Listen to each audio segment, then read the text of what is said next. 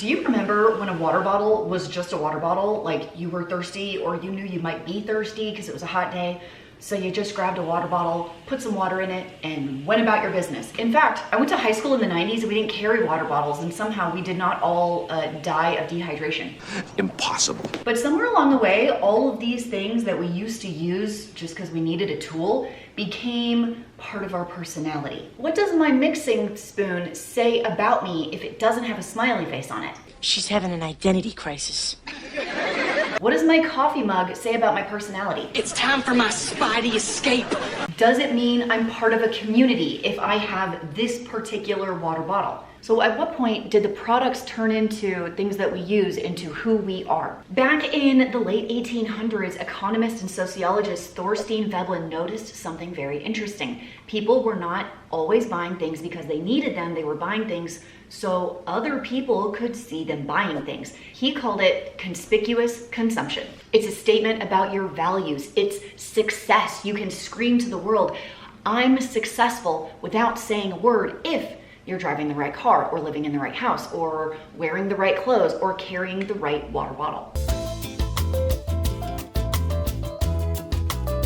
This is something that has changed a lot over time. Brands used to compete by offering you the best product, the best vacuum, the more fuel efficient car, the best cookware, better quality, maybe a better price, a better performance. Their slogan would have been something like, here's my vacuum. It vacuums more vacuumier than this vacuum, so buy mine. And now they don't really sell products. Now it's pitching you a version of you. I'm gonna use cars as an example, okay? When you drive down the road and you see an EV, you are thinking, this person cares about the environment. This person is price conscious. They want to save on gas prices. They don't want the cost of maintenance. And also, they own a house. Because if you live in an apartment and you're renting, where the heck are you charging that sucker? If you see someone driving down the road with a big freaking truck and they're not towing anything, I know what you're thinking. Hi, cowboy. All hat, no cattle, right? That's what you're thinking. You see a minivan and you think, obviously, What the hell is that? That's a 2015 Tartan Prancer. that's a parent with a whole lot of kids. And then when you see a Suburban, you think, that's a parent with a whole lot of kids who think the minivan is below them. Sidebar, I drove both a minivan and a Suburban. I preferred the minivan. This is the reason why so many of us have closets full of aspirations of who we want to be, because we're not buying a jacket to keep us warm anymore. We're buying this jacket because this jacket promises us more outdoor adventures.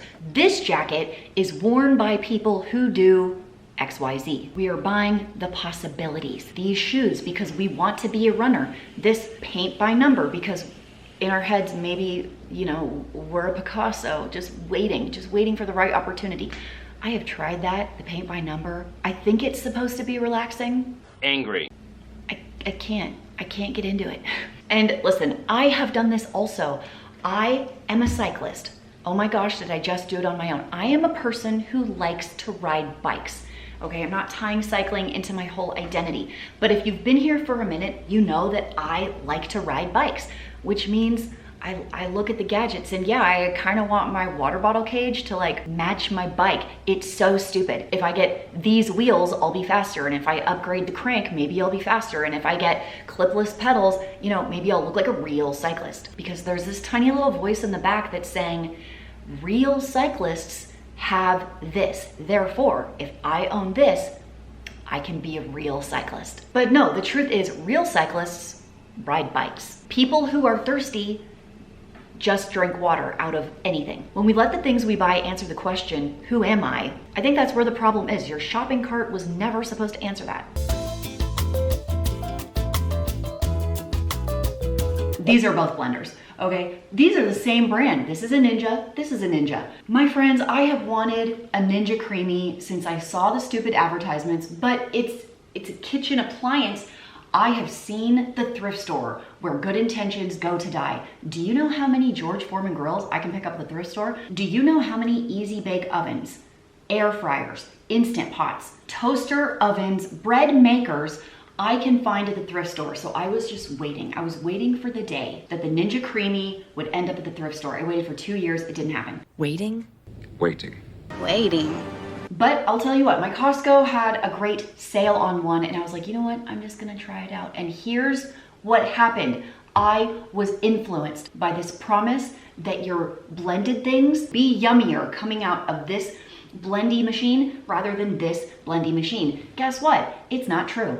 We could have been deceived by that tweaky clue. This one does it better, to be honest. I'm not a fan of this at all. This is going back to the store. Thank heavens for Costco's amazing return policy.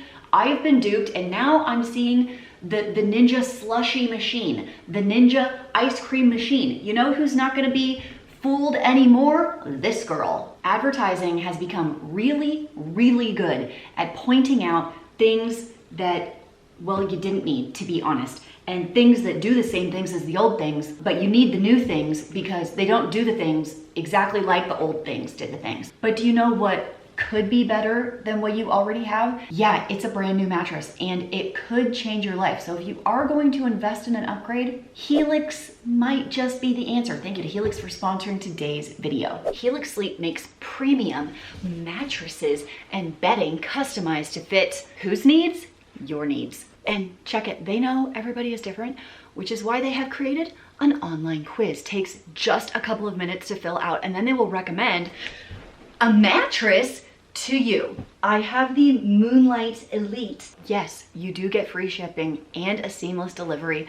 I've been sleeping on a Helix mattress for 5 years now. And look at me. This is why I look so young. It's not makeup, it's the sleep. Helix has mattresses for every type of sleeper, all of them. They've got big and tall, kid mattresses, back sleeper, side sleeper, extra firm, extra soft, and everything in between. Maybe your kid at college needs a new mattress, but you can't get them a new mattress. You can always pick up one of Helix's mattress toppers. It's what I got my college-age daughter for her like dorm mattress. So you can have the beauty of a Helix night sleep with a much more budget-friendly option than doing the whole mattress. And heading into the heat of the summer, I know my husband is really grateful to have the Helix mattress with the Glaciotech cooling top. Helix has a 120-night sleep trial to try it out and a limited lifetime warranty. And while I've been using my Helix mattress for quite a while, they recently sent me their new Comfort Adjust cooling pillows. These are so cool. This is a great option if you are looking to customize and adjust your pillow because you can unzip the sides, you can adjust the height, the firmness, the quantity of the stuffing, the ultimate customizable pillow. And yeah, because it's a cooling pillow, it helps you sleep cooler all night long. And I only share brands with you that offer a deal. Go to helixsleep.com/frugalfitmom during their 4th of July sale to get 20% off site-wide, and keep an eye out for extra sales all over the site. You could also click the first link in the doobly-doo. It's helixsleep.com/frugalfitmom. Thank you so much to Helix for sponsoring. Let's get back to the rest of the video. Social media did not invent identity consumerism, but what it did do was blow it freaking up. People have always compared themselves to their neighbors. You've heard Dave Ramsey talk about keeping up with the Joneses back in the 90s on his radio show, and social media wouldn't be invented for over a decade from that point. I mean, you'd look around, you'd see your neighbor buy a new car, and then all of a sudden your car doesn't look so hot, does it? No. But here's the thing, back in the old days, your neighbors used to be what, like 5 people that you knew, maybe 10 if you were very social. Now, your neighbors are everyone. How many people do you follow on Instagram, on TikTok, on YouTube? And you know what? The way these short form platforms are designed, it doesn't matter if you follow people or not. They're gonna show you what they're pretty sure you're gonna wanna see. I'm not interested in being a farmer, but guess what? I am now seeing chicken farming content. And what is with the sourdough, okay? I'm not gonna make sourdough bread, but look, now that I've said the words sourdough bread, that's all my feed is gonna be now. So you're seeing all these new neighbors and you're thinking, what have I been doing? Laundry, you're doing laundry. And the problem is not that these people exist or that you follow them or that you use social media at all, to be honest. It's that we were never meant to compare ourselves to millions and millions of people all the time, every day. Which, yeah, does immediately tie back to shopping, because when you see someone else's life that, you know, looks better than yours, our brains immediately start looking for the shortcut. If I had that planner, if I had those shoes, the hot girl shoes, maybe I'd be a hot girl. If I had that espresso machine, maybe my coffee would taste a whole lot better than Dunkin' coffee. Like, no one's immune to this. Unless you are going to throw your phone in a lake and go live in a cabin off-grid and never watch TV and never be on the internet, you will be surrounded by advertising. You will walk into Costco for toilet paper and leave with an impulse kayak. You will. What? And the goal is not to remove yourself from culture 100%. Like, that's insane. That doesn't make any sense. Here are my real life tips to help you out.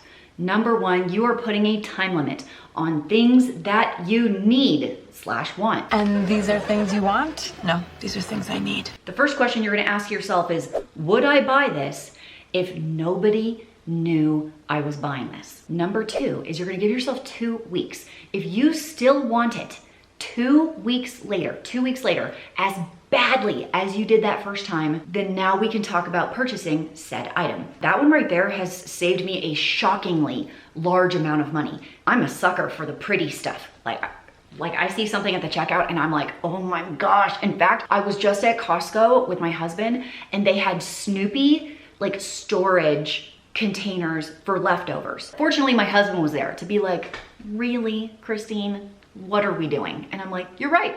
This is insane. I have storage containers. I have too many storage containers. In fact, I don't even use all of my storage containers. What I'm learning is I don't need to own my identity. I need to live my identity. So if I am a cyclist, how I do that is by cycling. If I am a reader, I do that by reading books instead of buying new books all the time and not reading. Should think on that one. If your identity comes from your habits instead of your purchases, nobody can sell it back to you. And I've said this one before, but if you find yourself following social media people who are influencing you, maybe over the top, to buy things you don't need, buy things you don't want, or you tend to buy things a lot because you watch that one person. Like there was this one lady I met her in person and she's lovely. And her entire Instagram is like home decorations from Amazon. Woo! Buddy, that is dangerous. And if you've been around a little while, you know Christine does not decorate. Look, there's nothing. There's nothing here. I'm not good at it. I also don't care that much, but when I look at her content, I'm like, oh my gosh, if I had those sheets on my bed, or like if I had those throw pillows, or that couch, or this rug, maybe I would be this fantasy version of me. It's a dangerous place to go. So I unfollowed her, not because I dislike her in any way, but I'm so influenced by what she is doing that it's bad for me. Number two, you can remove social media from your phone. I know, you're watching social media right now, but guess what? I still have my accounts. I can pull it up on my computer if I want to. It's just not on my phone, okay? So I'm not like sitting at a red light and like reaching for my phone because I'm bored for 5 seconds. Here's number three. This is a new one for me. This was a friend is doing this one. This is not sponsored. This is just something that I am trying. This is called a brick. And you set up the brick on the app. Like I only want to access these apps during these times. I can do texting and like email. Phone always works from like 10 a.m. to 5 p.m. Okay, I set it up. Tap my phone. Look, I'm bricked out. My phone doesn't do anything else. It does nothing else. It's real interesting. It's a real interesting experience. In fact, my husband didn't use his phone for the entire weekend. Friday, Saturday, Sunday until this morning. It was glorious. It was amazing. We played games. We had these long, deep conversations. We went on this easy, chill mountain bike ride. We did not listen to music. We just chatted and thought. I kind of zoned out for a minute trying to solve all my life's problems, you know, all of that. There's another tip for you. You could try something like this. One of the great things about getting older is I start to notice people's lifestyles as they age, as they've moved past this need to please other people or need to prove themselves. And I'm slowly moving into that category, which feels very exciting to me. And the happiest people the most content people, it is not about the aesthetic life at all. And to be honest, most of them are almost not on social media at all. Is there something to be said about limiting your time online so that you can just go live your life? So you can just go outside and feel the sun on your skin and listen to the birds? Maybe. If there's anything that you take away from this video, I hope it's that you get to decide who you are and not an algorithm and not an influencer, and who you are is definitely not about what you buy. And I don't think any of these brands are evil. I like brands. I love my Apple products. I am iPhone forever, ride or die. And yeah, I even own a Stanley or two. So take a look at your shopping cart and see if your shopping cart is answering these questions or if your character is answering these questions. What does success look like to me, and am I successful? Am I healthy? Am I interesting? Am I enough? My friends, let me answer that one for you. You are enough. You don't need to buy a certain thing to be enough. Sometimes the answer will still be, yeah, I need the thing. And sometimes the answer won't be, and you save 50 bucks. Tell me down in the comments, what's one brand or product that you think has become someone's identity? Can't wait to read what you guys have to say. That's gonna be it for today. Smash the thumbs up button for glory. I'll see you next time. Christine out. But wait, there's more. My friends, I have been working on bowls. I know. What? I know, yeah. What? Okay, here we go. My stepmom used to do catering. Okay, then she stopped doing catering and she gave me all of the plates. These are the plates. I don't even know who makes those. They're lovely. I have 1 million of these plates. I've got plenty of plates. Nobody needs any more plates. Not even Snoopy plates, maybe. But my problem is the bowls. So I had a particular type of bowl. It's like really wide, like kind of shallow with shorter sides, really wide. Okay, I like that kind of bowl. That's my kind of bowl. Also, from my stepmom, they broke, right? Because my kids, and they drop things. Like, call me Mr. Butterfingers, okay? So I'm down to like 2 bowls. So Christine needs new bowls. Why are bowls impossible? Rest in peace, Pier 1. I wish you were still around because I am so unsatisfied with all of the bowls. I saw these like black stone bowls at Ross and they did have enough to get a set. These are very hard to load into the dishwasher. They don't fit very well. I don't love these. So I saw these wide, like, you know, shallow like this. This is the kind you want. This is stoneware. I hate stoneware. The sound of the utensils on this is horrific. These are all from Ross. So I bought this one. These look the same, don't they? Yeah, they're not. This is stoneware, this one's not. So this is my preferred material, not this one, this one. They only sell 6. My Ross didn't have any more. 0 more, only a set of 6. Well, I have 6 people in my family.